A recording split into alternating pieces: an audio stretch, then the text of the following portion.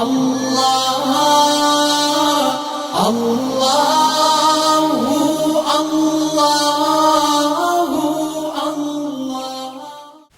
رب اشرح لی صدری ویسر لی امری واحلل عقدۃ من لسانی یفقہوا قولی رب زدنی علما رب یسر ولا تعسر وتمم بالخیر ربنا اتمم لنا نورنا واغفر لنا انک علی کل شیء قدیر اعوذ باللہ السمیع العلیم من الشیطان الرجیم بسم اللہ الرحمن الرحیم۔ اب سلسلہ کلام شروع ہوتا ہے آیت نمبر 121 سورہ آل عمران پارہ نمبر 4۔ سورہ آل عمران میں یہاں 121 سے 129 تک جو ہے مسلمانوں کو جہاد فی سبیل اللہ اور پھر اس کے مختلف مراحل کے بارے میں ہدایات دی گئی ہیں، جو محض اس وقت کی صورتحال کے لیے مخصوص نہیں ہیں بلکہ تا قیامت مسلمانوں کے لیے مشکلات میں اور ایسے اوقات میں جب کفار کے لشکر ان پر حملہ آور ہوں جامع لائے عمل کی طرف رہنمائی کرتی ہیں۔ اللہ فرماتا ہے اے پیغمبر صلی اللہ علیہ وآلہ وسلم، مسلمانوں کے سامنے اس موقع کا ذکر کرو جب تم صبح سویرے اپنے گھر سے نکلے تھے اور احد کے میدان میں مسلمانوں کو جنگ کے لیے جا بجا معمور کر رہے تھے۔ اللہ ساری باتیں سنتا ہے اور وہ نہایت باخبر ہے۔ یاد کرو جب تم میں سے دو گروہ بزدلی دکھانے پر آمادہ ہو گئے تھے، حالانکہ اللہ ان کی مدد پر موجود تھا اور مومنوں کو اللہ ہی پر بھروسہ رکھنا چاہیے۔ آخر اس سے پہلے جنگ بدر میں اللہ تمہاری مدد کر چکا تھا، حالانکہ اس وقت تم بہت کمزور تھے، لہٰذا تم کو چاہیے کہ اللہ کی ناشکری سے بچو۔ امید ہے کہ اب تم شکر گزار بنو گے۔ یاد کرو جب تم مومنوں سے کہہ رہے تھے کیا تمہارے لیے یہ بات کافی نہیں کہ اللہ 3000 فرشتے اتار کر تمہاری مدد کرے؟ بے شک اگر تم صبر کرو اور اللہ سے ڈرتے ہوئے کام کرو تو جس آن دشمن تمہارے اوپر چڑھ کر آئیں گے اسی آن تمہارا رب 3000 نہیں 5000 صاحب نشان فرشتوں سے تمہاری مدد کرے گا۔ یہ بات اللہ نے تمہیں اس لیے بتا دی ہے کہ تم خوش ہو جاؤ اور تمہارے دل مطمئن ہو جائیں۔ فتح اور نصرت جو کچھ بھی ہے اللہ کی طرف سے ہے، جو بڑی قوت والا اور دانا اور بینا ہے، اور یہ مدد وہ تمہیں اس لیے دے گا تاکہ کفر کی راہ چلنے والوں کا ایک بازو کاٹ دے یا ان کو ایسی ذلیل شکست دے کہ وہ نامرادی کے ساتھ پسپا ہو جائیں۔ اے پیغمبر صلی اللہ علیہ وآلہ وسلم، فیصلے کے اختیارات میں تمہارا کوئی حصہ نہیں، اللہ کو اختیار ہے، چاہے انہیں معاف کرے چاہے سزا دے، کیونکہ وہ ظالم ہے۔ زمین اور آسمانوں میں جو کچھ ہے اس کا مالک اللہ ہے، جس کو چاہے بخش دے اور جس کو چاہے عذاب دے، وہ معاف کرنے والا اور رحیم ہے۔ یہاں تک آیت نمبر 129 تک جو ہے اللہ تعالیٰ نے جو اس میں ہمیں بتایا ہے، غزوہ بدر میں اللہ کی مدد اور فرشتوں کے نزول کا یہاں پہ ذکر ہوا ہے، اور ان کی روشنی میں اللہ تعالیٰ وعدہ کرتا ہے کہ اگر تم صبر اور استقامت اور تقویٰ سے کام لو، اللہ پر بھروسہ کرو تو میدان بدر کی طرح آج بھی ہزاروں فرشتے تمہاری مدد کو نازل ہو سکتے ہیں۔ اور یہ وعدہ صرف تب کے مسلمانوں کے لیے نہیں تھا، یہ ہر دور کے مسلمانوں کے لیے اللہ کا وعدہ ہے، بشرطے کہ وہ مطلوبہ اوصاف اپنے اندر پیدا کر لیں۔ پھر اس کے بعد جو ذکر آ رہا ہے اس میں اگلے مرحلے پر مومنین کو اخلاقی اصلاح کی طرف جو ہے متوجہ کیا گیا ہے۔ اللہ تعالیٰ فرماتا ہے کہ اے لوگو جو ایمان لائے ہو، یہ بڑھتا اور چڑھتا سود کھانا چھوڑ دو۔ یہاں پہ سود کی ممانعت ہے، یعنی سود یعنی کہ مادیت پرستی چھوڑ دو، فلاح پاؤ گے۔ جہنم کی آگ سے بچنے کی فکر کرو۔ سود خواری سے منع کیا گیا ہے، یعنی جس میں انسان رات دن اپنے نفع کے بڑھنے اور چڑھنے کا حساب لگاتا رہتا ہے، مادیت پرستی میں پڑا رہتا ہے، اور پھر اس کی وجہ سے انسان کے اندر روپے کی ہرس جو ہے نا بہت زیادہ بڑھ جاتی ہے۔ تو اللہ کیا فرماتا ہے کہ اے لوگو جو ایمان لائے ہو، یہ بڑھتا اور چڑھتا سود کھانا چھوڑ دو اور اللہ سے ڈرو، امید ہے کہ فلاح پاؤ گے۔ اس آگ سے بچو جو کافروں کے لیے مہیا کی گئی ہے، اور اللہ اور رسول کا حکم مان لو، توقع ہے کہ تم پر رحم کیا جائے گا۔ دوڑ کر چلو اس راہ پر جو تمہارے رب کی بخشش اور اس جنت کی طرف جاتی ہے جس کی وسعت زمین اور آسمانوں جیسی ہے، اور وہ ان خدا ترس لوگوں کے لیے مہیا کی گئی ہے جو ہر حال میں اپنے مال خرچ کرتے ہیں، ہاں بدحال ہوں یا خوشحال، جو غصے کو پی جاتے ہیں اور دوسروں کے قصور معاف کر دیتے ہیں، ایسے نیک لوگ اللہ کو بہت پسند ہیں۔ اب سود خوری جو ہے یہ جس سوسائٹی میں بھی موجود ہوتی ہے، اس کے اندر سود خوری کی وجہ سے دو قسم کے اخلاقی امراض پیدا ہوتے ہیں۔ سود لینے والے جو ہیں وہ ہرس طمع، بخل، خود غرضی، ان چیزوں کا شکار ہو جاتے ہیں. یہ ساری برے اخلاق ہیں ان کے اندر آ جاتے ہیں. سود دینے والوں میں نفرت، غصہ، بغض، حسد، یہ ساری بیماریاں ان کے اندر آ جاتی ہیں. تو احد کی شکست میں ان دونوں قسم کی بیماریوں کا کچھ نہ کچھ حصہ شامل تھا. اللہ تعالیٰ مسلمانوں کو بتاتا ہے کہ سود خواری سے فریقین میں جو اخلاقی اوصاف پیدا ہوتے ہیں ان کے بالکل برعکس انفاق فی سبیل اللہ سے یہ دوسری قسم کے اوصاف پیدا ہوتے ہیں. اللہ کی بخشش اور اس کی جنت اسی دوسری قسم کے اوصاف سے حاصل ہو سکتی ہے. یہ جو پہلی قسم کے اوصاف ہیں نا، ان سے جنت نہیں مل سکتی. تو اللہ تعالیٰ نے پھر ہمیں جو چیز بتائی ہے نا، یہاں پہ بتایا ہے کہ اللہ محبت کن لوگوں سے کرتا ہے. یعنی وہ اوصاف بتائے ہیں نا کہ جن میں یہ اوصاف آ جاتے ہیں، ان سے اللہ تعالیٰ محبت کرتا ہے. اللہ تعالیٰ مجھے اور آپ کو نا بڑا خوبصورت جواب دے رہے ہیں. ایک سوال آتا ہے نا، مجھے اللہ کی محبت کیسے حاصل ہو سکتی ہے؟ کیسے میں اپنے رب کی محبت کو حاصل کر سکتی ہوں؟ کیسے میں اپنے رب کی محبت کی حقدار بن سکتی ہوں؟ تو اللہ تعالیٰ نے ہمیں نا ان سارے سوالوں کا جواب دیے ہیں. کیا فرمایا ہے؟ یعنی جو تقویٰ والے ہیں، جو مال سے محبت کی بجائے ہر حال میں اسے اللہ کی راہ میں خرچ کرنے کے حریص ہیں، غصے پر قابو رکھتے ہیں، انسانوں کے ساتھ نرمی اور عفو درگزر کا معاملہ رکھتے ہیں، جان بوجھ کر گناہوں پر اصرار نہیں کرتے، ان کو جنت ملے گی. اور اللہ کی محبت بھی انہی لوگوں کو ملے گی. کیوں؟ اللہ تعالیٰ کیا فرماتا ہے؟ جو دوسروں کے قصور معاف کر دیتے ہیں، غصے کو پی جاتے ہیں، بدحال ہیں، خوشحال ہیں کسی بھی حالت میں. یعنی ایسا نہیں کہ مال بہت زیادہ ہے تو پھر اللہ کی راہ میں خرچ کر رہے ہیں، چاہے وہ تنگی کی حالت میں تب بھی اللہ کی راہ میں خرچ کرتے ہیں. تو ایسے نیک لوگ اللہ کو بہت پسند ہیں. اللہ فرماتا ہے، اور جن کا حال یہ ہے کہ اگر کبھی کوئی فحش کام ان سے سرزد ہو جاتا ہے یا کسی گناہ کا ارتکاب کر کے وہ اپنے اوپر ظلم کر بیٹھتے ہیں تو اللہ انہیں یاد آ جاتا ہے اور اس سے وہ اپنے قصوروں کی معافی چاہتے ہیں. کیونکہ اللہ کے سوا اور کون ہے جو گناہ معاف کر سکتا ہے، اور وہ دیدہ اور دانستہ اپنے کیے پر اصرار نہیں کرتے. ایسے لوگوں کی جزا ان کے رب کے پاس یہ ہے کہ وہ ان کو معاف کر دے گا اور ایسے باغوں میں انہیں داخل کرے گا جن کے نیچے نہریں بہتی ہوں گی، اور وہاں وہ ہمیشہ رہیں گے. کیسا اچھا بدلہ ہے نیک عمل کرنے والوں کے لیے. تم سے پہلے بہت سے دور گزر چکے ہیں، زمین میں چل پھر کر دیکھ لو کہ ان لوگوں کا کیا انجام ہوا جنہوں نے اللہ کے احکام اور ہدایات کو جھٹلایا. یہ لوگوں کے لیے ایک صاف اور صریح تنبیہ ہے، جو اللہ سے ڈرتے ہوں ان کے لیے ہدایت اور نصیحت ہے. اب یہ اہم ترین آیات ہیں. غزوہ احد کے پس منظر میں مسلمانوں کو بلند اور اعلیٰ اخلاقی اقدار کی طرف متوجہ کیا جا رہا ہے. آیت نمبر 137 سے لے کے 158 تک یہ سارا تذکرہ ہے. اسلام کے اعلیٰ اخلاقی اور جنگی قوانین کی ترویج کی جا رہی ہے، اور بتایا جا رہا ہے کہ مسلمان اگر ان اوصاف کو اپنا لیتے ہیں، یعنی آج کے مسلمان بھی اگر ان اوصاف کو اپناتے ہیں نا تو دوبارہ سے طاقتور ہو سکتے ہیں اور کافروں کی بالادستی سے نکل کر اس امت کو غالب کر سکتے ہیں. اللہ تعالیٰ فرماتا ہے کہ دل شکستہ نہ ہو، غم نہ کرو، تم ہی غالب رہو گے اگر تم مومن ہو. اس وقت اگر تمہیں چوٹ لگی ہے تو اس سے پہلے ایسی ہی چوٹ تمہارے مخالف فریق کو بھی لگ چکی ہے. اور یہ اشارہ کس طرف ہے؟ جنگ بدر کی طرف. یعنی کہنے کا مطلب یہ ہے کہ جب اس چوٹ کو کھا کر کافر پست ہمت نہیں ہوئے تو اس چوٹ پر تم کیوں ہمت ہارو؟ یہ تو زمانے کے نشیب و فراز ہیں جنہیں ہم لوگوں کے درمیان گردش دیتے رہتے ہیں. تم پر یہ وقت اس لیے لایا گیا تھا کہ اللہ دیکھنا چاہتا تھا کہ تم میں سچے مومن کون ہیں، اور ان لوگوں کو چھانٹ لینا چاہتا تھا جو واقعی راستی کے گواہ ہوں.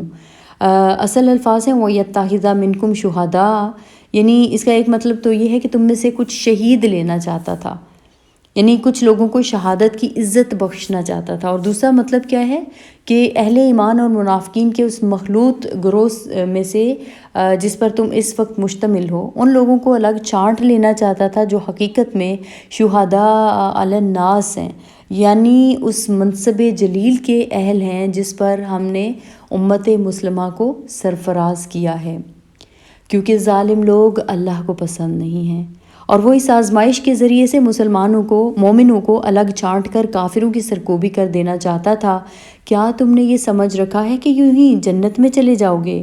حالانکہ ابھی اللہ نے یہ تو دیکھا ہی نہیں کہ تم میں کون وہ لوگ ہیں جو اس کی راہ میں جانیں لڑانے والے اور اس کی خاطر صبر کرنے والے ہیں۔ تم تو موت کی تمنائیں کر رہے تھے، مگر یہ اس وقت کی بات تھی جب موت سامنے نہ آئی تھی۔ لو اب وہ تمہارے سامنے آ گئی اور تم نے اسے آنکھوں سے دیکھ لیا۔ اب یہ جو اشارہ ہے یہ شہادت کے ان تمنائیوں کی طرف ہے کہ جن کے اصرار سے نبی رحمت صلی اللہ علیہ وسلم نے مدینے سے باہر نکل کر لڑنے کا فیصلہ فرمایا تھا۔ محمد صلی اللہ علیہ وسلم اس کے سوا کچھ نہیں کہ بس ایک رسول ہیں، ان سے پہلے اور رسول بھی گزر چکے ہیں۔ پھر کیا اگر وہ مر جائیں یا قتل کر دیے جائیں تو تم لوگ الٹے پاؤں پھر جاؤ گے؟ یعنی جب نبی رحمت صلی اللہ علیہ وسلم کی شہادت کی خبر مشہور ہوئی تو اکثر صحابہ کی ہمتیں چھوٹ گئیں، اور اس حالت میں منافقین نے جو مسلمانوں کے ساتھ ہی لگے ہوئے تھے یہ کہنا شروع کر دیا کہ چلو عبداللہ بن ابی کے پاس چلیں تاکہ وہ ہمارے لیے ابو سفیان سے امان لے دے۔ اور بعض جو تھے انہوں نے تو یہاں تک کہہ ڈالا کہ اگر محمد صلی اللہ علیہ وسلم اللہ کے رسول ہوتے تو قتل کیسے ہوتے، تو چلو اب نہ اپنے دین آبائی کی طرف لوٹ چلتے ہیں۔ انہی باتوں کے جواب میں یہاں پہ اللہ تعالیٰ نے ارشاد فرمایا کہ اگر تمہاری حق پرستی محض محمد صلی اللہ علیہ وسلم کی شخصیت سے وابستہ ہے اور تمہارا اسلام ایسا سست بنیاد ہے کہ نبی رحمت صلی اللہ علیہ وسلم کے دنیا سے رخصت ہوتے ہی تم اسی کفر کی طرف پلٹ جاؤ گے جس سے نکل کر آئے تھے، تو پھر اللہ کے دین کو تمہاری کوئی ضرورت نہیں ہے۔ یاد رکھو جو الٹا پھرے گا وہ اللہ کا کچھ نقصان نہیں کرے گا، البتہ جو اللہ کے شکر گزار بندے بن کر رہیں گے انہیں وہ اس کی جزا دے گا۔ کوئی ذی روح اللہ کے اذن کے بغیر نہیں مر سکتا، موت کا وقت تو لکھا ہوا ہے۔ اب یہ یہاں پہ مسلمانوں کو یہ بات ذہن نشین کرنا مقصود ہے کہ موت کے خوف سے تمہارا بھاگنا یہ چیز فضول ہے۔ کوئی شخص بھی جو ہے نہ تو اللہ کے مقرر کیے وقت سے پہلے مر سکتا ہے نہ اس کے بعد جی سکتا ہے۔ جو شخص ثواب دنیا کے ارادے سے کام کرے گا اس کو ہم دنیا ہی میں سے دیں گے، اور جو ثواب آخرت کے ارادے سے کام کرے گا وہ آخرت کا ثواب پائے گا، اور شکر کرنے والوں کو ہم ان کی جزا ضرور عطا کریں گے۔ اس سے پہلے کتنے ہی نبی ایسے گزرے ہیں جن کے ساتھ مل کر بہت سے خدا پرستوں نے جنگ کی، اللہ کی راہ میں جو مصیبتیں ان پر پڑیں ان سے وہ دل شکستہ نہیں ہوئے، انہوں نے کمزوری نہیں دکھائی، وہ باطل کے آگے سرنگو نہیں ہوئے۔ ایسے ہی صابروں کو اللہ پسند کرتا ہے۔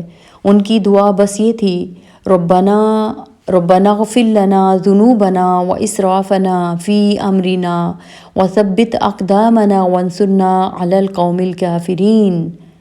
کیا دعا کرتے تھے کہ اے ہمارے رب ہماری غلطیوں اور کوتاہیوں سے درگزر فرما، ہمارے کام میں تیرے حدود سے جو کچھ تجاوز ہو گیا ہو اسے معاف کر دے، ہمارے قدم جما دے اور کافروں کے مقابلے میں ہماری مدد کر۔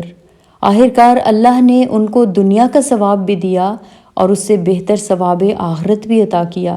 اللہ کو ایسے ہی نیک عمل لوگ پسند ہیں۔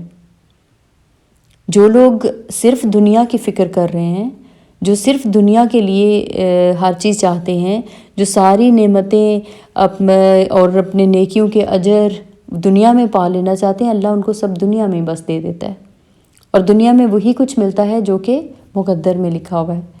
لیکن جو آخرت کی فکر کرتا ہے، جو آخرت کے لیے سب کوششیں کرتا ہے، جس کی فکر صرف آخرت ہے، اللہ رب العزت اس کو آخرت بھی دیتا ہے، یعنی اس کی بہترین اس کو جزا ملتی ہے۔ اور جزا سے کیا مراد ہے؟ مطلب اللہ کی رضا، اللہ کی مغفرت اور جنت کی بشارت ہے یہ۔ اور اس سے بڑھ کر ایک مومن کو کیا چاہیے کہ اس کا رب اس سے راضی ہو جائے، اس کو جہنم سے آزاد کر دے، اس کو جنتوں میں داخل کر دے۔ تو جو آخرت کی فکر کرتا ہے اس کے لیے کامیابیاں ہی کامیابیاں، اس کو آخرت تو ملے گی ہی ملے گی، آخرت تو بہترین ہوگی ہی ہوگی، دنیا بھی بونس کے طور پر اس کو دے دی جائے گی۔ اور پھر اللہ کیا فرماتا ہے کہ اللہ کو ایسے ہی نیک عمل لوگ پسند ہیں۔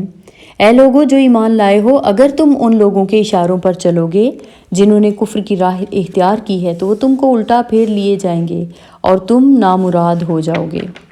ان کی باتیں غلط ہیں، حقیقت یہ ہے کہ اللہ تمہارا حامی و مددگار ہے اور وہ بہترین مدد کرنے والا ہے۔ ان قریب وہ وقت آنے والا ہے جب ہم منکرین حق کے دلوں میں رعب بٹھا دیں گے، اس لیے کہ انہوں نے اللہ کے ساتھ ان کو خدائی میں شریک ٹھہرایا ہے، جن کے شریک ہونے پر اللہ نے کوئی سند نازل نہیں کی۔ ان کا آخری ٹھکانہ جہنم ہے اور بہت ہی بری ہے وہ قیامگاہ جو ان ظالموں کو نصیب ہوگی۔ اللہ نے تائید اور نصرت کا جو وعدہ تم سے کیا تھا وہ تو اس نے پورا کر دیا۔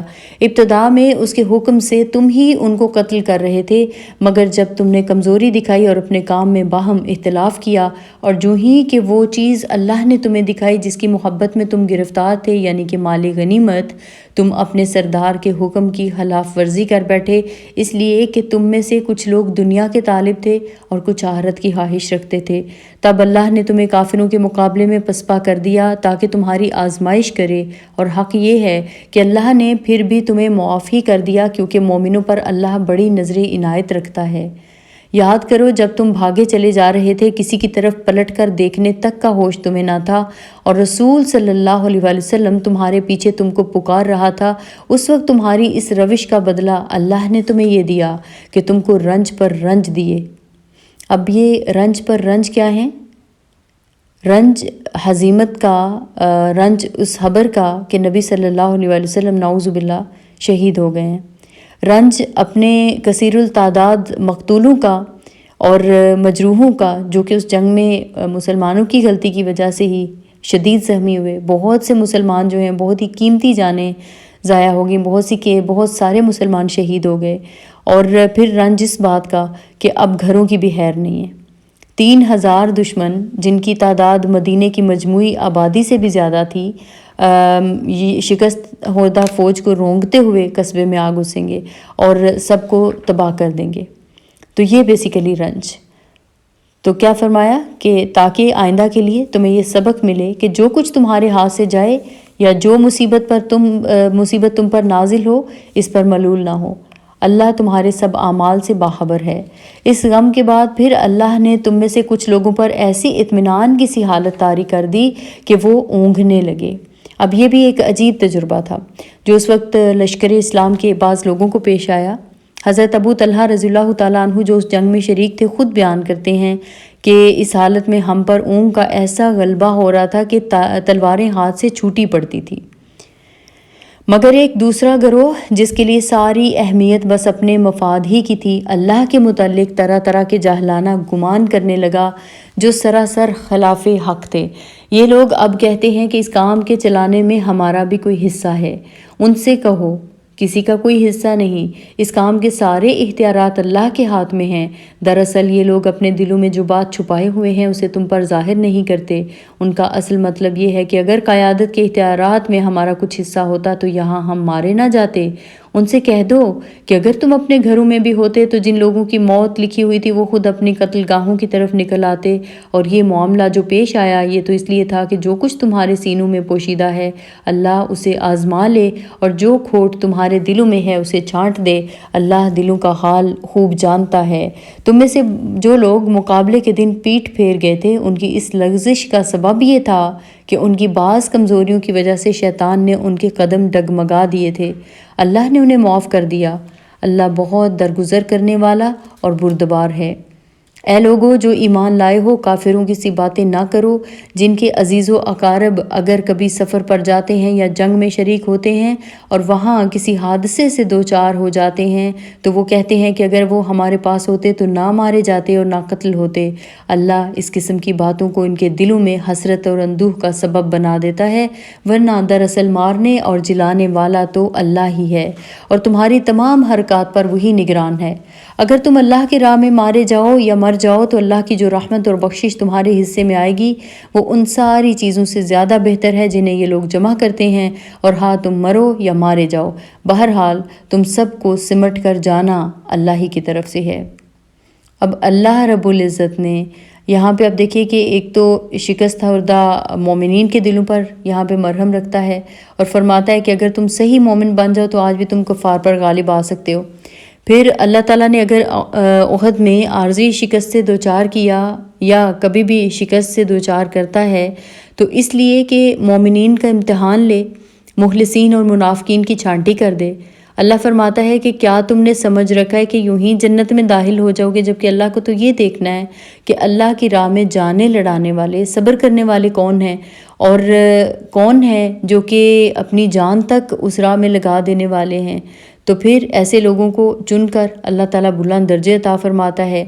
مومنین کی استقامت شخصیت پرستی کے ساتھ مخصوص نہیں ہے، اس جنگ میں مسلمان جو ہیں وہ نبی رحمت صلی اللہ علیہ وسلم کی شہادت کی خبر پر دل برداشتہ ہو گئے تھے۔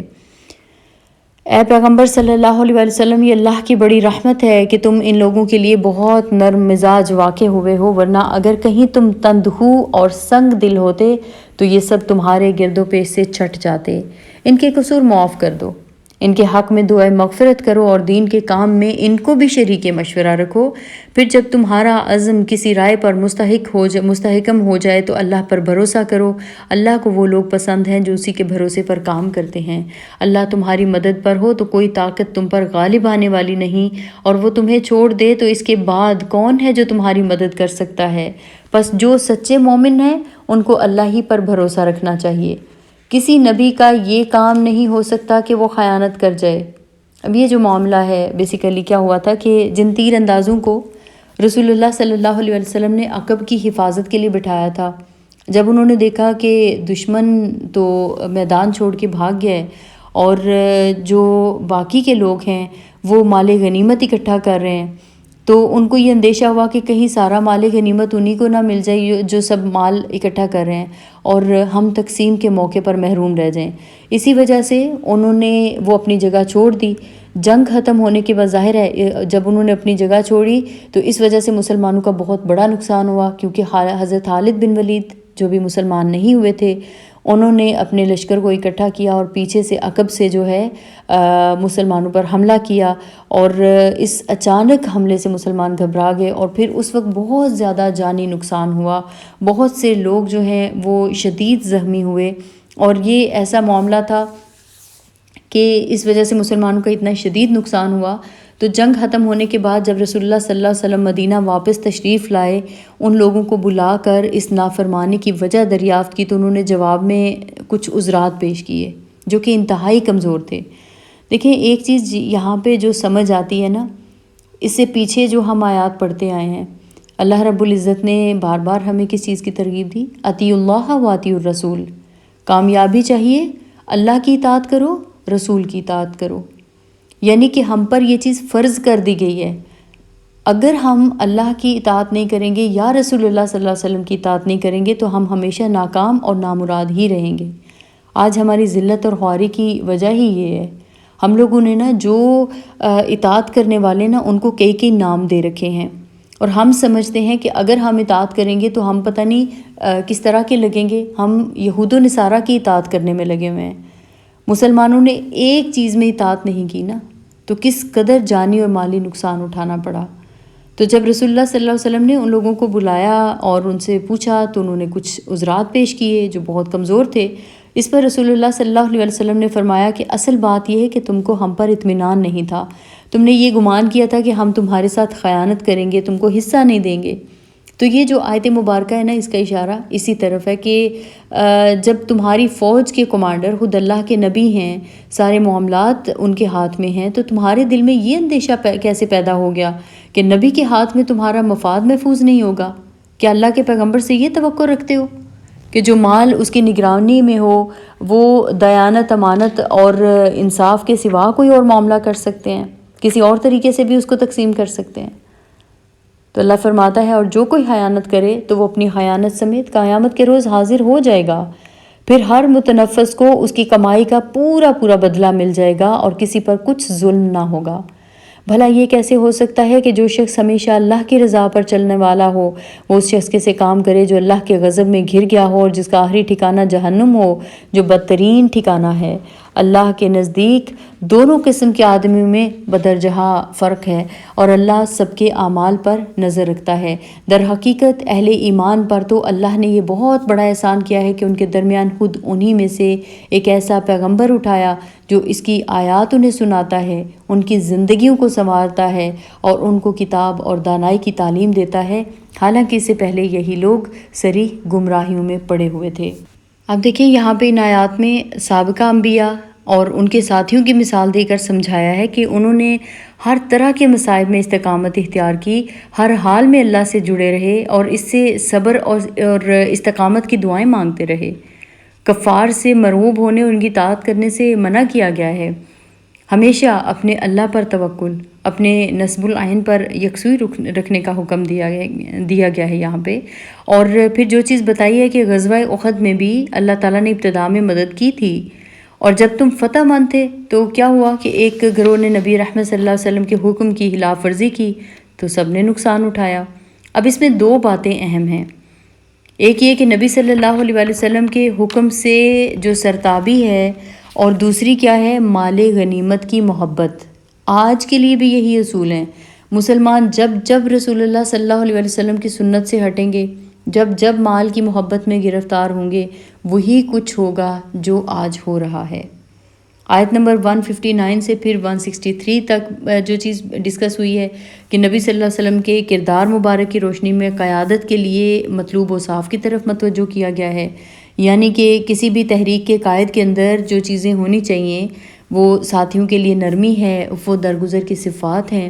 یعنی اگر وہ سخت دل یا ترش روح ہوں گے تو جماعت کو اکٹھا رکھنا بڑا مشکل ہو جائے گا. پھر مشاورت کے لیے حکم دیا گیا ہے، یعنی جماعت کی مشاورت قائد کی اہم صفت اور ضرورت ہے.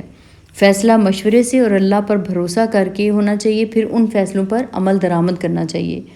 کوئی نبی خیانت نہیں کرتا، اس لیے قائد کا جو تحریک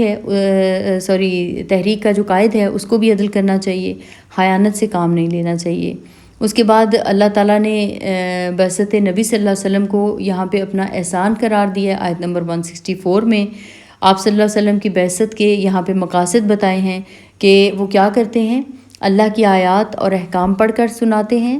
اس کے ذریعے مومنین کی تربیت اور تزکیہ کرنا ان کا فرض ہے، ان کا کام ہے. انہیں کتاب اور حکمت کی تعلیم دینا، اور یہی فرائض ان تمام لوگوں کے ہوں گے جو دعوت اور اسلامی تحریک کی قیادت کا منصب سنبھالیں گے. یہاں تک آیت نمبر 164 کمپلیٹ ہوتی ہے. انشاءاللہ تعالیٰ العزیز نیکسٹ ہم پڑھتے ہیں آیت نمبر 165 سے. اللہ اللہ